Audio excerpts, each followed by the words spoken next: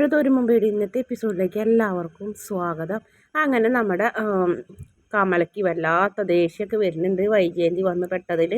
ഇനി എല്ലാ മാറ്റങ്ങളും കൂടി ഇങ്ങോട്ട് വരും എന്ന് പറയും. അപ്പോൾ അവിടുത്തെ വിശേഷങ്ങളൊക്കെ ചോദിക്കുമ്പോൾ ഓരോന്ന് പറയുന്നുണ്ട്. ഇന്ന് എന്നെ തല്ലാൻ പത്തലെടുത്ത് എന്ന് പറയും. അപ്പോൾ അടിച്ചുകൊണ്ട് പോയി. പിന്നെ അടി കൊള്ളാൻ ആരാ നിൽക്കണേ? ഞാൻ അപ്പം തന്നെ ശിവേട്ടനെ വിളിച്ച് ഇങ്ങോട്ട് പോകുന്നു. ബെസ്റ്റ്, ഇപ്പം എൻ്റെ കഷ്ടകാലം തുടങ്ങി. എന്താ കമലടുത്തി അങ്ങനെ പറയണേന്ന് ചോദിക്കും. അത് ഇനിയിപ്പോൾ എല്ലാവരും ഇങ്ങോട്ട് കെട്ടിയെടുക്കൂലേ, അത് തന്നെയെന്ന് പറയും. നീ വാ ഇരിക്കും, ഞാൻ ചായയൊക്കെ ഉണ്ടാക്കാമെന്ന് പറയും. എന്നിട്ട് അത് കഴിഞ്ഞ് ചായ കുടിച്ചതിന് ശേഷം നമ്മുടെ ശിവേട്ടനെ വിളിക്കുന്നുണ്ട് കമല. അപ്പം ശിവേട്ടൻ പറയുന്നുണ്ട് എന്താ വിശേഷം അവിടത്തേന്നൊക്കെ ചോദിക്കുമ്പോൾ ഇവിടെ എന്ത് വിശേഷം, വിശേഷമൊക്കെ കടപ്പാട്ടൂരല്ലേ എന്ന് പറയും, വൈദ്യരെ വീട്ടിൽ ആ ഹോം നേഴ്സ്. എന്ത് പ്രശ്നം എന്ന് ചോദിക്കും. മനു ഒരു പെണ്ണിനെ കൊണ്ട് വന്നിട്ടില്ലേന്ന് ചോദിക്കും. ആ അവളോ എന്നറിയാതെ വൈദ്യ എന്നെ വിളിച്ചിരുന്നു. ആ വൈദ്യ വിളിക്കാൻ മാത്രമല്ല പെട്ടിയും കിടക്കൊക്കെ എടുത്ത് ഇങ്ങോട്ട് പോന്നിട്ടുണ്ടെന്ന് പറയും. അവിടെ എത്തിയോ എന്ന് ചോദിക്കും. ഞാൻ അവളെ കൊടുക്കാമെന്ന് പറയും. എന്നിട്ട് കമല കേക്കലെ കുറച്ച് സംസാരിക്കും. അവളെ കൊണ്ട് ജീവിക്കാൻ പറ്റണില്ല, ബാലേന്ദ്രൻ ഞങ്ങൾ അടുപ്പിക്കുന്നില്ല. ഹോസ്പിറ്റലിൽ വന്നതിന് ശേഷം ബാലേന്ദ്രൻ്റെ സ്വഭാവത്തിൽ മാറ്റം വന്ന് അങ്ങനെ ഓരോ കാര്യങ്ങൾ ഇങ്ങനെ പരാതിയും പരിഭവമൊക്കെ പറയും. അതിനുശേഷം കമല അടുക്കളയ്ക്ക് പോയപ്പോൾ ഇങ്ങനെ പറയുന്നുണ്ട്, അവൾക്ക് എന്നോട് എന്തൊക്കെയോ പറയാനുള്ള പോലെയൊക്കെ എനിക്ക് തോന്നണേ. അവളൊക്കെ എന്തോ എന്നെ പറ്റിയൊക്കെ അറിയുന്ന പോലെ. എനിക്ക് അങ്ങനത്തെ ഒരാളെ വെച്ചുകൊണ്ടിരിക്കേണ്ട കാര്യമില്ല ശിവേട്ടാന്ന് പറയും. അപ്പോൾ പറയും നമുക്കൊരു കാര്യം ചെയ്യാം, അപ്പോൾ തൽക്കാലം ഗംഗേട്ടനല്ലേ നാട്ടിലുള്ളൂ, ഗംഗേട്ടനെ വിളിക്കാൻ പറയും. ഗംഗേട്ടനെ വിളിക്കേണ്ട, ഗംഗേട്ടൻ വന്ന് എൻ്റെ കാരണത്തും അടിച്ച് അവളുടെ ഭാഗവും പറഞ്ഞു പോയി എന്ന് പറയും. അങ്ങനെ ഗംഗേട്ടൻ ചെയ്യണമെന്നുണ്ടെങ്കിൽ അവളുടെ ഭാഗത്താണോ ന്യായം, ശിവേട്ടൻ എൻ്റെ ഭാഗത്താണോ അത് അവളുടെ ഭാഗത്താണോ എന്ന് ചോദിക്കും. എനിക്കൊന്നും അറിയേണ്ട കാര്യമില്ല, ആരെങ്കിലും എന്തെങ്കിലും ചെയ്തേ പറ്റൂ, ഞാനില്ലെങ്കിൽ ഇവിടെ തന്നെ നിൽക്കും. നിങ്ങളോട് ഞാൻ പറഞ്ഞതല്ലേ, ഞാൻ ഇവിടെ കഴിഞ്ഞോളാം. എന്നിട്ട് ബാലേന്ദ്രൻ്റെ തലയിൽ എന്നെ കെട്ടി വെച്ചതല്ലേ എന്നൊക്കെ ചോദിച്ചു വീണ്ടും പരാതിയും പരിഭവമൊക്കെ പറയുന്നു. ശരി എന്നാൽ ഞാൻ രാജീവനെ വിളിക്കട്ടെ, നീ ഫോൺ വയ്ക്കുമെന്ന് പറയും. അതിനുശേഷം പിന്നെ നമ്മുടെ രേവതിക്കുട്ടിനെ കാണിക്കുന്നത്. അപ്പോൾ രേവതിക്കുട്ടിയുടെ ഫോണിലേക്ക് രേവതിക്കുട്ടി വിളിക്കുന്നു നാൻസിയോട് ഇങ്ങനെ വിശേഷങ്ങളൊക്കെ ചോദിക്കുന്നു. ചേച്ചി തന്ന ടോണിച്ചായൻ്റെ നമ്പറിലേക്ക് വിളിച്ചിട്ട് ഒരു എനക്കവും ഇല്ല, ബിസി പറയുന്നില്ല, ഹൃദയ പി മാത്രം ശബ്ദം, നിലവിലില്ല, ആക്റ്റീവ് അല്ല എന്ന് തോന്നുന്നുണ്ടെന്ന് പറഞ്ഞപ്പോൾ അവരൊക്കെ ഗൾഫിലല്ലേ മോളെ, വാട്സപ്പ് കോളൊന്ന് ട്രൈ ചെയ്യുന്നില്ലേ? വാട്സപ്പിലൊന്നും ഇല്ല ചേച്ചി. എന്നാൽ പിന്നെ നമ്പർ മാറ്റിയിട്ടുണ്ടാവും. എന്തായാലും അവർ മര്യാദക്കാരാണ് മോളെ, നല്ല സ്നേഹമുള്ള കൂട്ടുകാരാണ്. അല്ലെങ്കിൽ ലോറിക്ക് ആളിറക്കി കഴിഞ്ഞിട്ട് ഈ വീടിന് നേരെ കല്ലെറിഞ്ഞേനെ. അത്ര വലിയ തെണ്ടിത്തരല്ല അവളോട് ചെയ്തതെന്നൊക്കെ ചോദിക്കും. അങ്ങനെ വിശേഷങ്ങളൊക്കെ പറയുന്ന കൂട്ടി ചോദിക്കും, അല്ല രേവതിക്കുട്ടി എന്നുള്ള പേര് അപ്പം മാമച്ചായനെ ഗ്രേസമ്മ ചേച്ചി, ആ ഗ്രേസമ്മേൻ്റെ ആരാന്ന് ചോദിക്കും.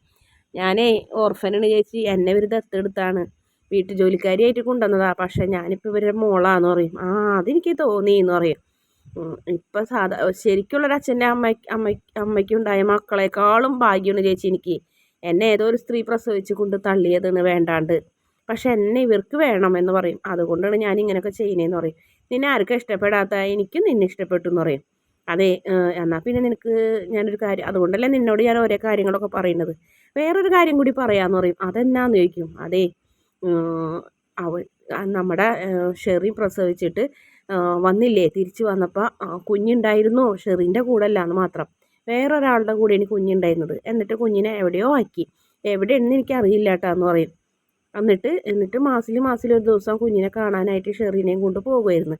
കല്യാണം വരെ ഉണ്ടായിരുന്നു, കല്യാണം കഴിഞ്ഞതിന് ശേഷം ഉണ്ടായിട്ടില്ല. അവിടെ വെച്ചിട്ട് ഷെറിന് ഭ്രാന്ത് വന്നതെന്നൊക്കെ പറയും. ആണോ? പിന്നെ മോളെ ഞാൻ നിന്നെ പിന്നെ വിളിക്കാട്ടാ, ഒരു കോള് വരുന്നുണ്ടെന്നൊക്കെ പറയുന്നുണ്ട്. എന്നിട്ട് നാൻസി ഫോൺ വയ്ക്കും. പിന്നീട് വീണ്ടും കൊല്ലപ്പള്ളിനെ കാണിക്കുന്നത്. അപ്പോൾ കൊല്ലപ്പള്ളിയിൽ ഒരു കാർ ഇങ്ങനെ വരുന്നു. അപ്പോൾ നോക്കിയപ്പോൾ നമ്മുടെ രാജീവനാണ് ഇറങ്ങണത്. എന്നിട്ട് ടാക്സിക്കാരനോട് പൈസയൊക്കെ ചോദിക്കുമ്പോൾ 4000 എന്നൊക്കെ പറയുമ്പോൾ 4000 ഒരുപാട് കൂടുതലല്ലേ എന്ന് പറയും.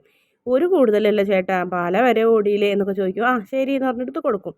എന്നിട്ട് കോണിമ്പെല്ലടിക്കും. അപ്പോൾ ആ സമയത്ത് കമലയും വൈജയന്തിയും കൂടെ ചായ കുടിച്ചിരിക്കുകയായിരുന്നു. ഞാൻ പോയി നോക്കാമെന്ന് പറയും. അങ്ങനെ വൈജയന്തി ചെല്ലുമ്പോൾ സഹോദരൻ രാജീവേട്ടനോ എന്ന് പറഞ്ഞ് വായോ എന്ന് പറഞ്ഞ് സന്തോഷത്തോടെ വിളിക്കും. അപ്പോൾ തന്നെ അവിടെ കമലയുടെ മുഖം വാങ്ങുന്നുണ്ട്. ഇവർക്ക് എല്ലാവർക്കും വെച്ചൊരുക്കി കൊടുക്കാൻ കമലയ്ക്ക് ഭയങ്കര മടിയാണല്ലോ, അതുകൊണ്ട് തന്നെ. എന്നിട്ട് അകത്തേക്ക് കയറി വരും. എന്തൊക്കെയുണ്ട് കമലയുടെ വിശേഷം? കുട്ടികളോ? മനു ഇവിടെ ഇല്ലല്ലോ, എറണാകുളത്തല്ലേ, ടെക്നോ പാർക്കിലാണ്. പിന്നെ പിള്ളേർ 2 പേരും കോളേജിൽ പോയി എന്ന് പറയും. നീ ഇരിക്കുന്നറിയാം. അപ്പോൾ ഇരിക്കാൻ പോകണം, പക്ഷെ എനിക്ക് നല്ല വിശപ്പുണ്ടെങ്കിൽ കഴിക്കാനും കുടിക്കാനും ഒക്കെ തരണം എന്ന് പറയും. ഞാനൊന്നും കഴിച്ചിട്ടില്ല എന്ന് പറയും. അപ്പോൾ അത് കേട്ടോടുകൂടി കമലയുടെ മുഖം വീണ്ടും വാങ്ങും. അതിനെന്താ, നിനക്ക് എന്ത് വേണമെങ്കിലും ഞാൻ ഉണ്ടാക്കി തരാം, നീ ഇവിടെ ഇരിക്കുമെന്ന് പറയും. എന്നിട്ട് അവിടെ ഇരിക്കുക, ആദ്യം ചായ കുടിക്കാമെന്ന് പറയും. അങ്ങനെ ഒരു ചായ എടുത്തിട്ടുണ്ടാകുന്ന ചായ കുടിക്കുന്നത്. അപ്പോൾ ചോദിക്കും, എന്താ നിൻ്റെ പ്രശ്നം വൈജയ് എന്ന് പറയും. ശിവേണ്ണൻ ഇന്നലെ രാത്രി എന്നെ വിളിച്ചു, അപ്പോൾ തന്നെ ഞാൻ ഫ്ലൈറ്റ് ടിക്കറ്റ് ഫ്ലൈറ്റ് ടിക്കറ്റ് എടുത്ത് നേരം വെളുത്തപ്പോഴത്തേന് ഇങ്ങോട്ട് പോന്നു. പ്രശ്നം ഇത് തന്നെ എന്ന് പറയും. ഞാൻ എന്തിനും തയ്യാറാണ്, കൊല്ലണോ തല്ലണോ എന്നൊക്കെ ചോദിക്കും. അപ്പോൾ കമല കൊല്ലൊന്നും വേണ്ട, വൈദ്യരെ കെട്ടിയോനല്ലേ, ജീവിച്ചോട്ടെ എന്ന് പറയും.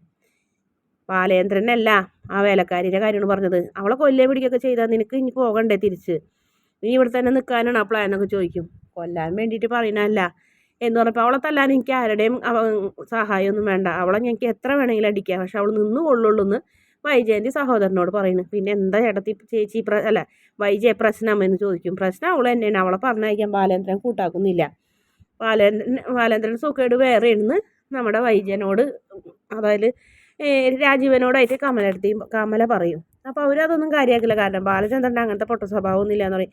അച്ഛൻ മരിച്ചപ്പോൾ ഇവിടെ വന്നിട്ട് മക്കളെക്കാളും കാര്യങ്ങളൊക്കെയാണല്ലോ ചെയ്തത്, എല്ലാ കാര്യത്തിനും ഓടി നടന്ന് ഒരു കുഴപ്പമുണ്ടായിരുന്നില്ലല്ലോ എന്ന് പറഞ്ഞപ്പോൾ അതുവരെ ഒരു കുഴപ്പമുണ്ടായില്ല. അതിന് ശേഷമുള്ള മനുവും ബാലേന്ദ്രനും പോയി കഴിഞ്ഞിട്ട് ആ ഹോം നേഴ്സിനെ കൂട്ടിക്കൊണ്ട് വന്നത് അന്ന് തുടങ്ങിയ പ്രശ്നമാണെന്ന് പറയും. അതിന് ശേഷമാണ് തുടങ്ങിയെന്ന് പറയും. അങ്ങനെ കമലയെടുത്ത് ഭക്ഷണമൊക്കെ ഉണ്ടാക്കാൻ വേണ്ടി അടുക്കളയ്ക്ക് പോകും. നീ ചോറിട്ടിട്ടല്ലേ കടപ്പാട്ടൂർക്ക് പോകണമെന്ന് പറഞ്ഞപ്പോൾ ആ ഭക്ഷണം കഴിച്ചിട്ട് പോകുള്ളൂ എന്ന് പറയും. എന്നാൽ ഞാൻ പോയി എന്തെങ്കിലും ഉണ്ടാക്കട്ടെ എന്ന് പറഞ്ഞ് കമല അകത്തേക്ക് പോകും. പിന്നെ വൈജയന്തിയോട് പറയും, ഇനി ഈ കാര്യങ്ങളൊക്കെ സത്യസന്ധ്യമായിട്ട് എന്നോട് പറയണം. ആ പെണ്ണെങ്ങനെയുണ്ട്, കള്ളിയാണോ, ആൾക്കാരെ കണ്ടാൽ വശീകരിക്കാനും ആണുങ്ങളെ വശീകരിക്കാനുള്ള കഴിവ് അവൾക്ക് ഉണ്ടോയെന്ന് വെച്ചപ്പോൾ പറയും, കള്ളിയൊന്നും അല്ല അവൾ, ഇന്ന് വരെ ഒന്നും കട്ടിട്ടുമില്ല, ആണുങ്ങളൊന്നും വശീകരിക്കുന്നില്ല, നല്ല അടക്കൊതുക്കത്തോടെ ഇനി കഴിയുന്നത്, വെച്ചുണ്ടാക്കുന്നതിനൊക്കെ നല്ല രുചിന് ഒരു പണിയും എല്ലാ പണിയും ഒരു മടിയും കൂടാതെ ചെയ്യുന്നൊക്കെ പറയും. പിന്നെന്താ പ്രശ്നം, എനിക്ക് അവളെ വേണ്ട, എനിക്ക് അവളെ ഇഷ്ടമല്ല, അവളെൻ്റെ തലയിൽ ഇരുന്ന് ഞണ്ടിറുക്കണ പോലെ ഇറുക്കണമെന്ന് പറയും. എന്നിട്ട് കമലടുത്ത് കാണാണ്ട് പറയുന്നു, അവൾക്ക് എന്നെക്കുറിച്ച് എന്തൊക്കെ അറിയുന്ന പോലെയാണ് തോന്നുന്നത്, അവൾ എന്നെക്കുറിച്ച് ഇങ്ങനെ ഓരോ കാര്യങ്ങളൊക്കെ ഇങ്ങനെ ചോദിക്കും, ആഗ്രഹയിലെ കാര്യങ്ങളൊക്കെ കുത്തൊരു മോനെ വെച്ച പോലെ സംസാരിക്കുന്നു, അങ്ങനത്തെ അവളെ ഞാൻ എന്തിനാ വെച്ചുകൊണ്ടിരിക്കുന്നു, എനിക്ക് വേണ്ട എന്ന് പറയും. എന്നാൽ ശരി നമുക്ക് പോകാം, വൈകുന്നേരം തന്നെ നമുക്ക് ഉച്ചയ്ക്ക് ഭക്ഷണം കഴിച്ചിട്ട് നമുക്ക് 2 പേർക്കും കൂടെ അങ്ങോട്ട് പോകാമെന്ന് പറയും. ആ ശരി പോകാമെന്ന് പറയും.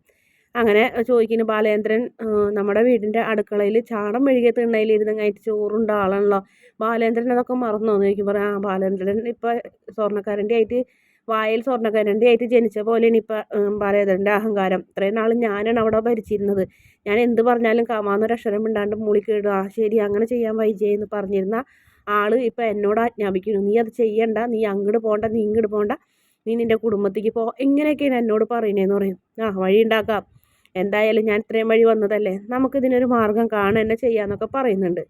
അതിനുശേഷം പിന്നെ പ്രമഭാഗമാണ് കാണിക്കുന്നത്. അതായത് നമ്മുടെ കടപ്പാട്ടൂർക്ക് ഗ്രേസാമ്മയും മാമച്ചനും രേവതിക്കുട്ടിയൊക്കെ വരുന്നു. അലീന വാതിൽ വന്ന് തുറക്കുമ്പോൾ കണ്ട ആൾക്കാരെ കണ്ടാകെ ഞെട്ടാണ്, അങ്ങനെ കെട്ടിപ്പിടിക്കുന്ന ചേച്ചിയും അനിയത്തിയും കൂടെ. അതിനുശേഷം പിന്നെ വൈജയന്തി അടുക്കളയിൽ കിടന്ന് പൊട്ടിത്തെറിക്കുന്ന ഒരു അടുക്കളയിലല്ല ഹാളിൽ ഇരുന്നിട്ട് അമ്മാമച്ചായനോടൊക്കെ പറയുന്നു, ഇവളോട് എത്ര പറഞ്ഞാലും പോകണ്ടേ, ഞാൻ ഇവളെ എനിക്ക് വേണ്ട, ഇവിടുന്ന് പൊക്കോ എന്ന് പറഞ്ഞിട്ട് ഇവള് കേൾക്കണില്ല, അവൾ ഇവിടെ തന്നെ നിൽക്കണമെന്ന് അവരോട് പറയുന്നത്. അവരിങ്ങനെ വല്ലാത്ത വിഷമത്തോടെ അതും കേട്ട് നിൽക്കണ്. അപ്പോൾ ആ സമയത്ത് അലീന ഇങ്ങനെ ആകെ കരഞ്ഞുകൊണ്ട് നിൽക്കുന്നുണ്ട്.